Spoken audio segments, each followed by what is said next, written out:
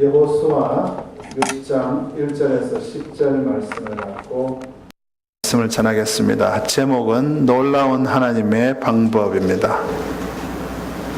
놀라운 하나님의 방법 따라해 봅시다. 시작. 예. 오늘 말씀은 이스라엘 백성들이 그 광야 윌더네스에서 그 40년간의 긴 시간을 행군을 마치고 가나안 땅에 처음으로 들어가서 첫 정복 전쟁을 하는 그 내용을 담고 있습니다. 가나안 땅에 있는 사람들이 아이고 당신들 이 땅 가지십시오라고 그렇게 내놓을 사람이 누가 있겠습니까? 첫 전쟁을 하는 상황입니다. 가나안 땅 입구에 있는 그 도시의 이름이 여리고 제리코였습니다. 지금으로 말하면 그 성은 철옹성 같은 도시였습니다. 사실 뭐든지 처음이 중요하지 않습니까? 그래서 이 여리고 성을 정복하지 못하면 앞으로 이 가나안 땅을 정복한다는 보장이 없습니다. 이것을 딱 정복하고 그것도 시원하게 한 방에 정리를 해야 막 신이 나고 용기도 생기고 추진력도 생겨갖고 앞으로의 전쟁을 잘 치러낼 건데, 여기서 만약 지기라도 한다면 그 좌절과 혼돈은 이루 상상할 수 없을 것입니다. 그래서 이스라엘 사람들은 마음을 단단히 먹고 나름대로 좀 피 튀기는 전쟁을 제대로 하려고 긴장하고 있었습니다. 그리고 그 안에 있는 여리고 사람들은 세상에 구름대처럼 200만 가까이 되는 그 이스라엘 사람들이 저 멀리서 그 유명한 왕들을 다 쓰러뜨리고 지금 자기들한테 몰려온다는 얘기를 듣고 너무 겁을 먹었습니다. 예. 그래갖고 자기 성 안에 딱 들어가서 문을 단단히 잠그고 한 명도 나오지 않았습니다. 그야말로 폭풍전야라 우리 아이들 모르죠.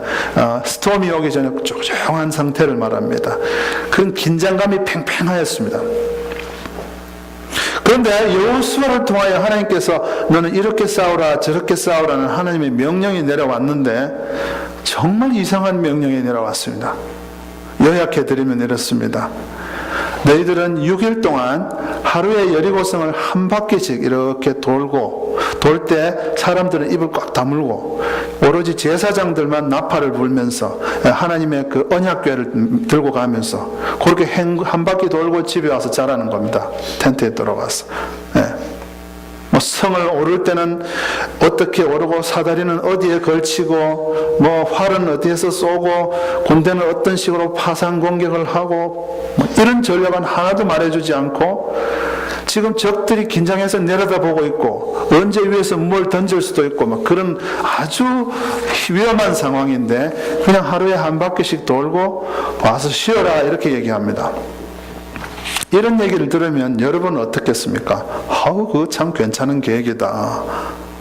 아니면 Are you serious? 이렇게 할 겁니까? 하나님 지금 농담하십니까? 이렇게 하겠습니까? 중요한 것은 이스라엘 백성들은 그 이상해 보이는 명령에 순종했다는 사실입니다. 그리고 그 순종했던 결과가 완벽한 승리였습니다. 그냥 대충 하는 승리가 아니고 완벽한 승리였습니다. 저희들 오늘 이 말씀을 통하여 하나님의 전쟁 방법 혹은 하나님의 일하시는 방법을 살펴볼 겁니다. 제가 바라기는 이 하나님의 방법을 여러분이 조금이라도 이해하여 우리 인생에서 철옹성과 같은 제리코성, 여리고성과 같은 어떤 장애물이 앞에 있더라도 그것들을 잘 물리치고 승리하고 기쁨을 누리시는 여러분이 되시기를 바랍니다. 첫 번째로 하나님의 방법은 시간 낭비처럼 보이지만 가장 빠른 방법입니다. 따라합시다. 시간 낭비처럼 보이지만 가장 빠르다. 여호수아 2장을 시간 나시면 한번 읽어보십시오. 라합 이야기가 나오고 정탐꾼 이야기가 나옵니다. 이 정탐꾼들이 벌써 여리고성에 갔다 왔습니다. 그래서 여리고성에 있는 사람들의 간담이 다 녹아내리고 있는 사실을 알고 있었습니다. 그 사람들이 겁을 바짝 먹고 있어요. 누가 보아도 지금 당장 쳐들어가서 성문을 깨트려버리고 확 쓸어버리자 이런 마음이 들 정도로 그런 상황이었습니다. 지금 공격하면 가장 빨리 적군들을 처리할 수 있는 좋은 전략일 것 같습니다. 근데 하나님의 방법은 참 이상해요. 당장 총공세를 펼치는 것이 아니라 7 days, 7일간을 걸쳐서 정복하는 것이었습니다. 그것도 하루에 한 바퀴씩 6일 동안 돌고 7번째 날에만 7바퀴 돌아라고 합니다. 제일 먼저 드는 생각이 뭐냐? 시간 낭비라는 것입니다. 도대체 왜 7일을 사용해야 되냐 이겁니다. 이런 시간 낭비가 어딨냐는 거죠. 자, 초조하게 되어 있습니다. 왜냐하면 이 사람들은 40몇 년을 광야에서 헤맸던 사람입니다. 바로 우리 밥이 바로 눈앞에 있는데 당장 처부수도록 지시하지 않으시고 하루에 한 바퀴씩 조용히, 그것도 7일째 7바퀴 돌았다는 것을 보면 여러분이 이것이 얼마나 한 바퀴 도는데 시간이 걸렸는지 대충 가늠해 볼 수 있습니다. 7번째 날에 7바퀴를 돌았다는 것은 하루에 한 바퀴 돌고 나면 시간이 엄청 남았다는 것을 말해줍니다. 그렇죠?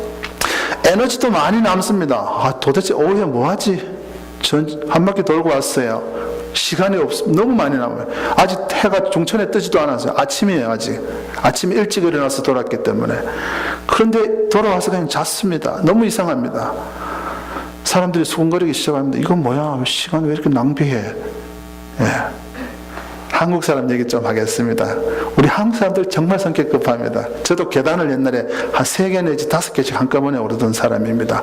그러다가 무릎까지 다쳤는데 성격이 급하고 남달리 부지런한 우리 한국 사람들이 그 자리에 있었다면 분명히 이렇게 했을 겁니다.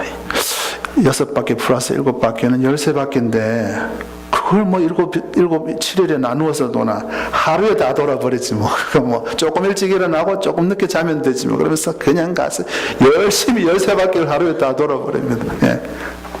왜냐하면 생각할 때 시간 낭비거든요. 그리고 기도할 때도 그러면 하나님 이게 좀 시간, 하나님이 조금 우리 바쁜 상황을 몰라서 그러시는가 본데 이거 시간 낭비입니다. 알고 보면 하나님한테 손해라고요. 그러면서 하나님한테 슬쩍 어드바이스도 하고. 예. 여러분 제발 기도하면서 초조해 하시지 마시기 바랍니다. 초조해 하는 것은 누구의 몫이냐? 기도하지 않는 사람의 몫입니다. 오늘 찬양에 주님의 시간에 여기 집사님하고 저하고 마음이 통했어요. 그런 찬양을 고를 수가 없어요. 예. 주님의 때가 있어요. 그게 완벽한 때인데 기도하면서 응답이 오지 않는다고 자신이 자꾸 뭔가 새로운 것을 지어내는 사람이 있어요. 이렇게 하면 더 빨리 오겠지. 자꾸 뭔가를 하면 하나님이 일을 하실 수가 없어요. 기도를 하면서 내가 자꾸 하나님을 위해서 아이디어를 자꾸 드리는 사람이 있어요. 하나님한테. 예. 하나님이 여러분의 어드바이스를 주셔야지 여러분이 하나님한테 자꾸 어드바이스 주는 사람이 있어요. 그러면 하나님이 응답을 주실 수가 없고 자꾸 하나님의 응답이 더 자꾸 미뤄져요. 가장 좋은 하나님의 계획을 망친다고요. 믿음의 중요한 요소는 기다림이다. 따라하세요. 시작. 믿음의 중요한 요소는 기다림이다. 기다려. 마음 통했어요. 오늘 집사님하고. 예. 믿음의 중요한 요소는 기다림이에요. 당장 쳐들어가면 좋을 것 같지만 7일을 기다리라는 겁니다. 사도행전 1장 7절에 보면 때와 시기는 아버지께서 누구의 권한에? 자기의 권한에. 때와 시기는 아버지께서 자기의 권한에 두셨다고 하십니다. 우리가 시간 낭비한다고 느끼고 있는 그 시간에 하나님이 가만히 계시는 것이 아닙니다. 우리가 단지 보지 못하고 있을 뿐이지 하나님이 어딘가에서 누구와 우리가 알지 못한 어딘가에서 누구와 함께 하나님께서 무슨 일을 하고 계신다는 거예요. 그래서 우리가 응답받은 완벽한 시간에 가장 좋은 것을 주시려고 준비하고 계신다는 겁니다. 우리가 하나님의 방법을 기다리고 인내하면서 순종하면서 나아가면 반드시 그때가 되면 대충 좋은 선물이 아니고 완벽한 선물을 우리에게 주시는 것입니다. 여리고성을 이제 한 2바퀴 돌았다고 생각합시다. 첫날에는 조금 긴가민가 했던 사람들이 2바퀴 돌고 나서 몇 명 좀 똑똑해 보이는 사람들이 얘기하기 시작합니다. 머리 좋은 사람들이 불평을 많이 해요. 하나님의 방법이 조금 아닌 것 같다. 효과적이지 않다. 이렇게 하면 이게 되냐고. 이게 시간 너무 걸린다. 이거. 여러분 하나님 앞에 똑똑한 척 하지 마십시오. 예. 예. 지금 기도 조금 해놓고 응답 없다고 응답이 늦어지느니 응답이 이래가고 오겠나는지 이렇게 하지 마시기 바랍니다. 7일이라는 것은 또 상징적인 의미도 있습니다. 하나님의 때를 완전히 기다리라는 것입니다. 어중간하게 기다리지 말고 하나님의 때 기다리려면 제대로 기다려야 돼요. 계속 기도하면서 믿음으로 감사하면서 기다려야 돼요. 하나님이 왜 여러분에게 응답을 안 주시겠냐 이거예요. 사랑하는 자녀들인데 기도하는 자에게 반드시 응답을 주십니다. 기도를 하지 않는 사람에게는 하나님의 때도 하나님의 시기고 뭐가 없습니다. 하지만 기도하는 사람한테는 반드시 완벽한 때가 있는 것입니다. 자, 여리고 사람들이 지금 성문을 잠근 이유를 한번 생각해 봅시다. 이스라엘 사람들이 너무너무 무서운 겁니다. 강 건너편에서 바산 왕 옥도 무너뜨리고 또 다른 왕들도 다 깨부시고 왔습니다. 그리고 그들은 적어도 그 성벽이 얼마간은 자기들을 지켜줄 것이라고 믿었기 때문에 문을 탁 잠그고 들어갔습니다. 그리고 미리 준비했을 거예요. 분명히 양식도 좀 비축하고 물도 좀 많이 비축하고 그리고 그런 것을 조금씩 아껴 먹기 시작했을 겁니다. 그리고 이스라엘 사람들이 막 성문을 기어 올라오고 막 성문을 부술 것을 대비해서 성벽 위에 막 돌도 막 갖다 놓고 뜨거운 물, 막 화살 뭐 이런 거 준비 좀 했을 겁니다. 그리고는 높은 망대에 올라가서 이렇게 살피고 있었을 겁니다. 그런데 이 사람들이 보니까 이스라엘 사람들이 정말 이상한 짓을 하는 겁니다. 자기들이 기대하기에는 공성퇴라는 거 아시는지 모르겠는데 창문을 쾅 박는 거 있잖아요. 연필 모양으로 생긴 거 쾅 박는 그런 거 들고 들어오고 사다리 들고 막 기어오를 줄 알았는데 조용하게 그냥 돌고 있는 겁니다. 제사장들의 나팔 소리만 뿌뿌 들리고 이렇게 한번 상황을 생각해 보세요. 조용하게 200만 다 돌지는 않았겠지만 많은 사람들이 이렇게 몇십만 되는 사람들이 돌면서 중간에 하나님의 언약궤가 중간에 있고 제사장들이 뿌뿌 그러면서 갑니다. 이상하잖아요. 소름 끼치지 않겠습니까? 긴장하고 있으니까. 군대 장관들이 모였습니다. 그래서 저것들이 왜 저러는지 의논하기 시작한 겁니다. 그런데 누가 알겠습니까? 하나님의 계획을 어떻게 꿰뚫어 보겠습니까? 아무도 시원한 답을 내놓지 못합니다. 왜 공격하지 않는 것인지, 왜 첫날 한 바퀴만 돌고 그냥 가버리는지, 혹시 왜 그렇지? 왜 조용하고 나팔 소리만 들리는 것인지, 왜 전쟁터에 하나님의 언약궤를 들고 오는 것인지 아무도 모르면 두려움이 더 밀려옵니다. 아마 모르긴 몰라도 그날 밤 잠 한숨도 못 잤을 겁니다. 여러분 같으면 잠 잘 수 있겠습니까? 이상한 짓 하고 갔는데 분명히 뭔가 일을 꾸미고 있다 그럴 거 아닙니까? 6일째 되는 날에는 대부분의 눈알이 충혈이 돼갖고 잠을 못 자서 지칠 대로 지쳐 일어서서 싸울 힘조차도 없었을 겁니다. 증가되는 궁금함, 두려움 때문에 이들은 간담이 다 녹아서 흘러내리고 있었을 것입니다. 그리고 마지막 날에는 막 될 대로 되라. 차라리 죽자. 왜 북한에서 배가 너무 고플 때는 북한 군인들이 그런다 그러잖아요. 차라리 전쟁 나면 좋겠다. 막 될 대로 되라 이런 식이라고 해서 그러잖아요. 차라리 성문을 열고 항복하자 이런 의견도 나오고 하극상도 일어나고 막 불복종 불화가 심해졌을 것입니다. 지혜로운 하나님께서 고도의 심리전을 쓰신 것입니다. 그리고 제7일째 7바퀴를 돌 때 사람들은 싸울 의지를 거의 갖고 있지 않았습니다. 그리고 동시에 나팔 소리와 함께 와 소리를 지르니까 다들 심장이 땅에 툭 떨어져 버렸습니다. 그런 사람들이 어떻게 전쟁을 합니까? 조금이라도 공격해보려고 준비해 놓았던 성벽 위의 모든 무기들과 성벽 위의 군사들을 성이 무너지면서 다 무용지물이 되어버렸습니다. 그 덕분에 이스라엘 사람들은 한 명의 희생도 없이 완벽한 정복을 하게 됩니다. 바로 믿음으로 기다린 결과입니다.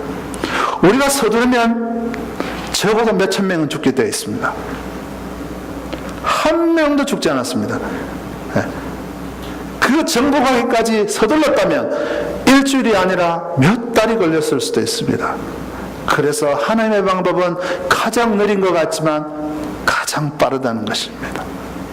옆에 분에게 말씀하세요. 서두르지 마셔요.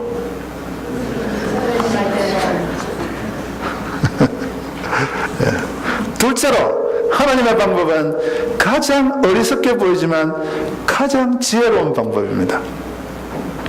자, 성을 조용히 그냥 돌라는 명령이 얼마나 이상하고 바보 같은지 한번 생각해 보셨습니까?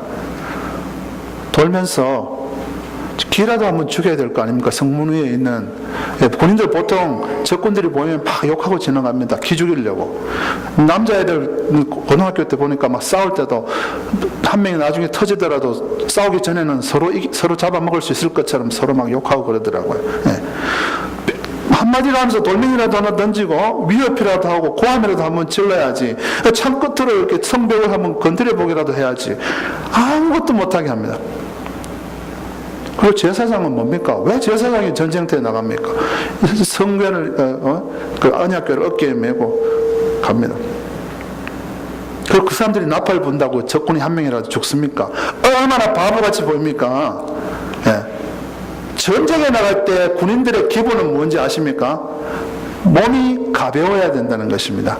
자기를 보호할 수 있는 장비 외에는 최대한 가벼워야 돼요.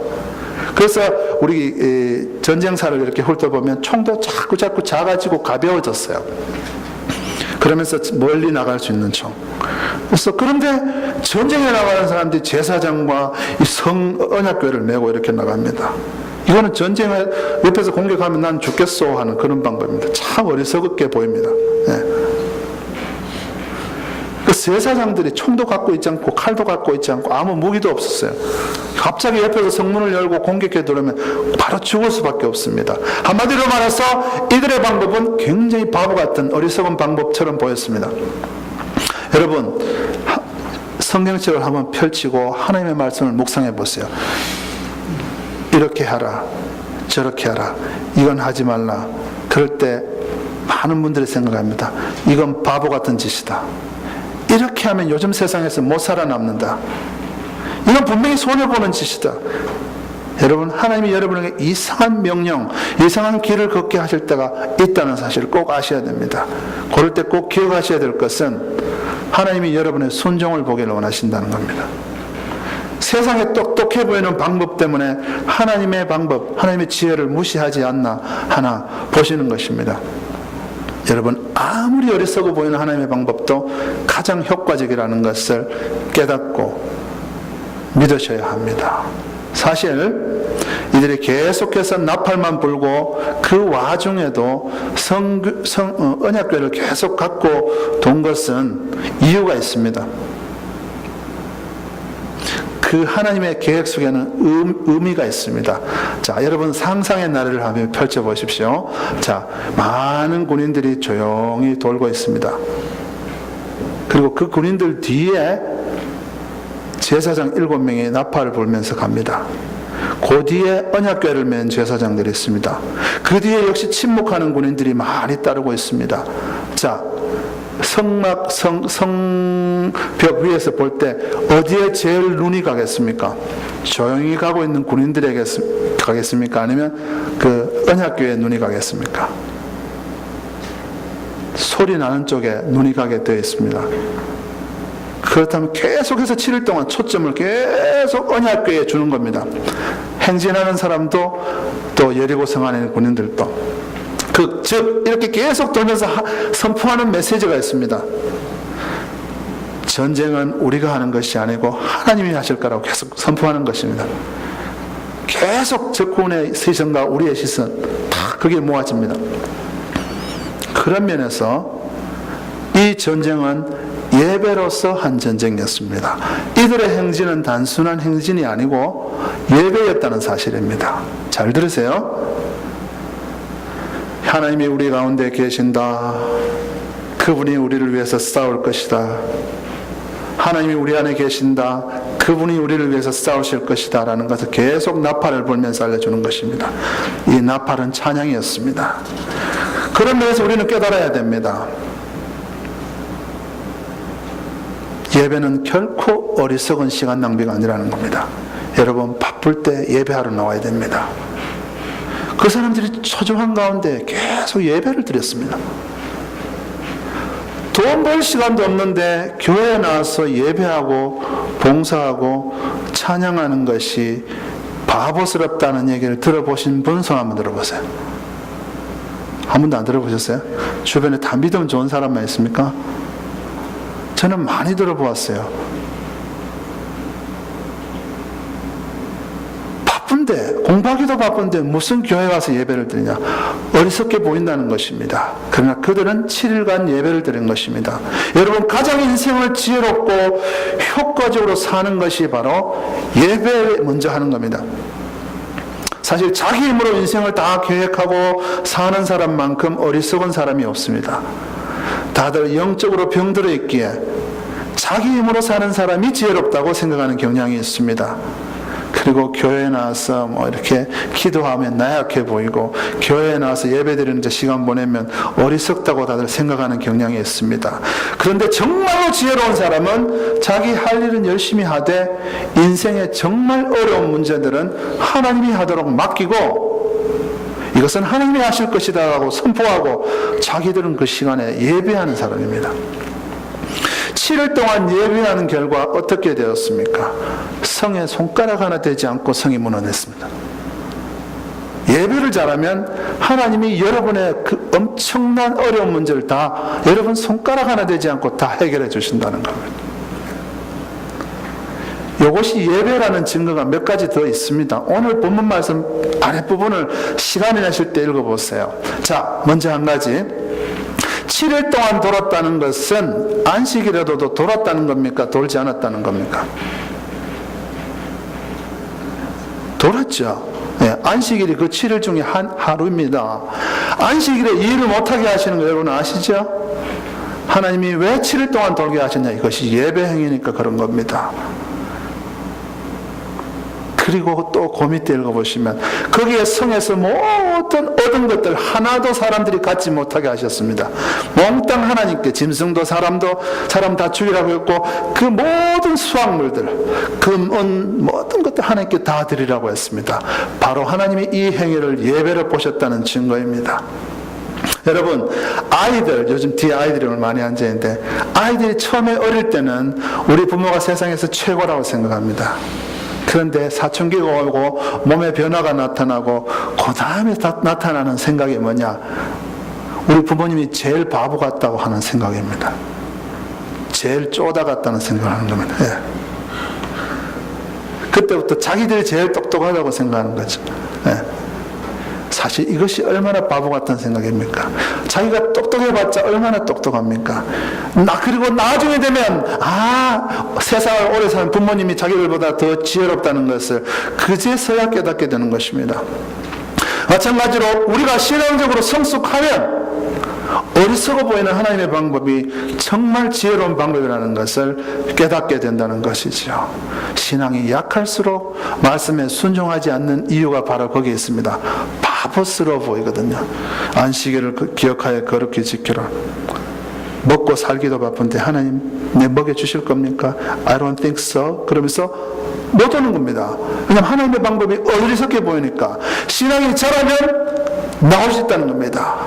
바로 아이들이 성숙하면 부모의 지혜로움을 인정하는 것과 같이, 하나님의 말씀이 말이 안 되는 것 같고 구닥다리인 것 같고 요즘 같은 인터넷 시대에 통하지 않을 것 같고 손해보는 일인 것 같고 무시당할 길인 것 같고 그렇게 느껴지더라도 여러분 순종해 보세요. 그러면 하나님이 손가락 하나 되지 않고 여러분의 문제들을 쓰러뜨려 주신다는 것입니다. 자, 이제 7일이 되었습니다. 총 7바퀴를 돌고 마지막에 제사장들이 나팔을 길게 불면 벼락같이 고함을 와 쳐야 됩니다. 여러분 전쟁 상황에 안 나가 보셨으니까 그렇겠지만 그 많은 사람이 동시에 고함을 치면 막 소름이 끼칠 거예요. 내가 곧 죽는다는 걸 의미하기 때문에. 네, 네. 그렇게 하면 성이 무너질 거라고 하나님이 얘기하셨습니다. 네. 이런 얘기를 하면 이제 이성적인 똑똑한 배우신 분들이 이제 기독교인들이 그렇게 얘기합니다. 소리친다고 성이 무너지나? 그건 물리학적으로 말이 안 돼. 우리의 음파가 아무리 세더라도 그 벽돌을 넘어뜨릴 수는 없어. 뭐 이렇게 나옵니다. 기도한다고 내 병이 낫나? 응?